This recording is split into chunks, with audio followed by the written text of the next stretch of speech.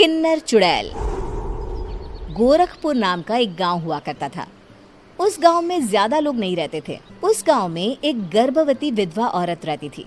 उस औरत का नाम कमला था। कमला अपने घर में अकेली रहती थी। उसके पति की सारी जायदाद उसके नाम हो गई थी, पर सभी गांव वाले उस औरत को मनहूस औरत समझा करते थे और सभी उससे नफरत किया करते थे। एक बार कमला राशन की दुकान पर खाने का सामान खरीदने जाती है। भैया जी, जरा 1 किलो दाल चावल देना। अरे हाय हाय हाय हाय हाय हाय! अरे मनहूस औरत, मेरी दुकान में अपशुगन करवाने आ गई क्या? हैं? चल जा यहाँ से।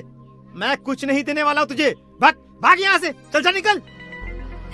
भैया जी, ऐसा मत कहिए। मैं गर्भवती हूँ, मुझे खाने की बहुत जरूरत है। मुझे खाना दे दीजिए। दुकानदार कमला को वहां से धक्के मारकर भगा देता है। तभी कमला रोते रोते उस गांव के किन्नरों के इलाके में आ जाती है। गांव वाले किन्नरों को उसी इलाके में रखा करते थे, क्योंकि वो लोग किन्नरों को पसंद नहीं करते थे और उनके इलाके में रहने से मना करते थे। तो किन्नरों ने उसी गांव में अपना एक इलाका बना लिया था। जब किन्नर लोग देखते हैं कि एक गर्भवती महिला रोते रोते उनके इलाके में आ गई है, तो सारे किन्नर कमला के पास जाकर उसका हाल पूछने लगते हैं। क्या हुआ बहन, तुम्हारी गर्भवती अवस्था में इतनी बुरी हालत कैसे है? तुम रो क्यों रही हो? तुम डरो मत, हम तुम्हें कोई नुकसान नहीं पहुंचाएंगे। तुम शांत होकर सब बताओ कि हुआ क्या है। मैं कमला हूँ। मैं गांव के दूसरे इलाके से आई हूँ।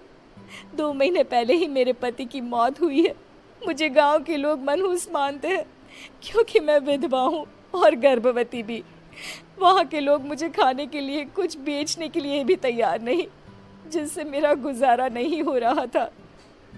कोई बात नहीं कमला, हम तुम्हारा ख्याल रखेंगे। किन्नर लोग कमला को एक खाली घर में रहने के लिए जगह दे देते हैं और उसकी देखभाल भी करते हैं। कुछ ही महीने बाद कमला अपने बच्चे को जन्म देती है, पर अफसोस, कमला बच्चे को जन्म देते ही अपनी जान गंवा देती है। जब सब किन्नर बच्चे को देखते हैं तो बहुत खुश हो जाते हैं, क्योंकि वो बच्चा भी किन्नर ही था। कमला ने एक किन्नर बच्चे को जन्म दिया था। अब इस बच्चे की देखभाल कौन करेगा? हम तो इस बच्चे को गांव के दूसरे इलाके में भी नहीं भेज सकते। और तो क्या हुआ, इस बच्चे की माँ नहीं रही तो हम इसे पालेंगे। अब ये हमारे इलाके में रहेगा, हमारे साथ रहेगा। फिर वो किन्नर उस किन्नर बच्चे को गोद ले लेते हैं, उसका नामकरण कराते हैं। उस किन्नर बच्चे का नाम शक्ति रखा जाता है। देखते ही देखते शक्ति बड़ी होने लगती है। उसके रंग रूप बहुत सुंदर थे। वो बहुत सुंदर किन्नर दिखती है। एक दिन शक्ति एक किन्नर से पूछती है, माँ जी सुनिए ना, ये गांव के दूसरे इलाके में भी तो लोग रहते हैं, तो हम वहाँ क्यों नहीं जाते? हम उनसे अलग क्यों रहते हैं? शक्ति, क्योंकि वो लोग हमारे जैसे नहीं, वो लोग हमें पसंद नहीं करते, इसीलिए हम उनसे अलग रहते हैं। क्यों? वो हमें क्यों पसंद नहीं करते? मुझे एक बार उस इलाके में जाना है। मैं एक बार वहाँ जाकर घूम कर आऊं। शक्ति, खबरदार, जो तू उस इलाके में कभी भी गई तो अपनी जान नहीं गंवाना चाहती तो उस इलाके में कभी कदम भी नहीं रखेगी, समझी? इतना कहकर वो किन्नर वहां से चली जाती है। शक्ति उस किन्नर की बात सुनकर बहुत रोती है। माँ जी, ऐसा कैसे कह सकती हैं? उन्होंने इतनी सी बात के लिए मुझे इतना डांटा। अब तो मैं उस इलाके में जरूर जाऊंगी। फिर एक दिन शक्ति गांव के दूसरे इलाके में चुपके से जाती है। ये लोग तो हमारे जैसे ही इंसान हैं, तो ये हमसे नफरत क्यों करते हैं? जब शक्ति उस इलाके में पहुंचती है तो गांव के सारे आदमी उसके रूप से मोहित हो जाते हैं।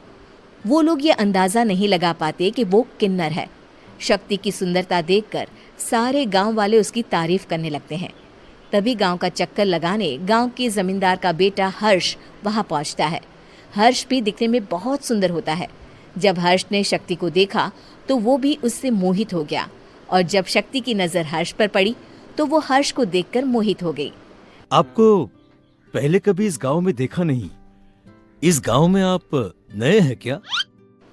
जी नहीं, वो मैं बस। तभी शक्ति बोलते बोलते रुक जाती है और मन में सोचने लगती है, अगर मैंने इनको बता दिया कि मैं दूसरे इलाके से आई हूँ तो वो समझ जाएंगे कि मैं किन्नर हूँ, इसलिए मुझे इनसे झूठ ही बोलना पड़ेगा। शक्ति हर्ष को कहती है, जी हाँ, मैं इस गांव में नई आई हूँ, यहाँ अकेली रहती हूँ। वैसे आप कौन है? आप भी इसी गांव में रहते हैं? जी हाँ, मैं इस गांव के जमींदार का बेटा हूँ। आपको किसी भी चीज की जरूरत पड़े तो आप मुझे बता देना, मुझे अच्छा लगेगा। ऐसे ही शक्ति और हर्ष एक दूसरे से रोज मिलने लगते। वो दोनों अपने प्यार का इजहार करने एक दूसरे से मिलने जाते हैं। तभी शक्ति का पीछा करते करते एक किन्नर वहां आ जाती है। शक्ति, शक्ति, मैं तुमसे बहुत प्यार करता हूँ। मैं तुमसे शादी करना चाहता हूँ। क्या तुम मुझसे शादी करोगी? हाँ हर्ष, मैं तुमसे शादी करूंगी, पर मैं तुमको अपने बारे में एक सच्चाई बताना चाहती हूँ जो मैंने तुमसे छुपा कर रखी है। तभी उनके बीच में ही वो किन्नर आ जाती है।